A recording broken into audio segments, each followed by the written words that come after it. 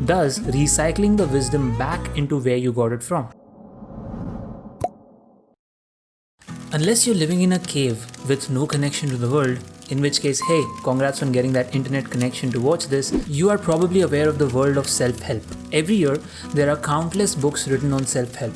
There are entire YouTube channels based on self-help, podcasts, online courses, you name it. Self-help is everywhere. To a great extent, the content on this channel is also an amalgamation of the various ideas I have picked up from reading many of these self-help books.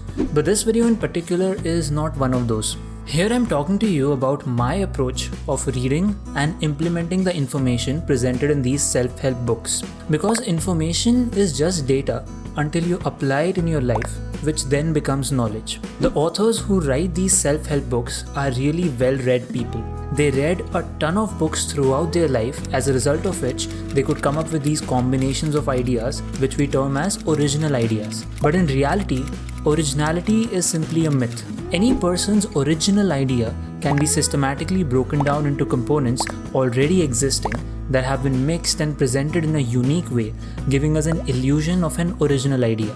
Now, when these authors came across certain ideas in their life, they filtered out the things that appealed to them and formulated a system that worked only for them. This is essential to note because no one system, irrespective of how well it is designed, works for everyone. The most important point to understand here is subjectivity. A particular system could work very well for one person, but that same system may not work at all for you. So how should you consume self-help books then? Understand first that it is self-help, that is you trying to help yourself. So it is very important to be kind to yourself. When you come across a book that enlists the benefits of waking up at 5 a.m., don't consider that as the only way to live life.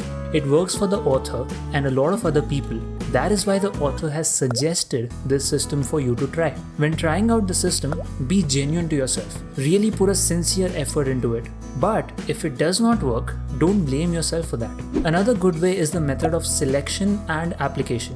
I totally made this up right now. What this means is, let's say you read 5 self-help books. These books target 5 different zones of your life, like mental well-being, physical well-being, relationships, personal finance, and self-esteem. The idea is to pick up the things that resonate with you from each of these books and leave the rest. Now you can club the 5 points that work just for you and make up your own self-help system, which is completely unique to you. If you happen to follow this unique system for years and it works for you, great. Now you can recommend this to others through your personal blog, podcast, YouTube channel, or publishing a book, to name a few mediums.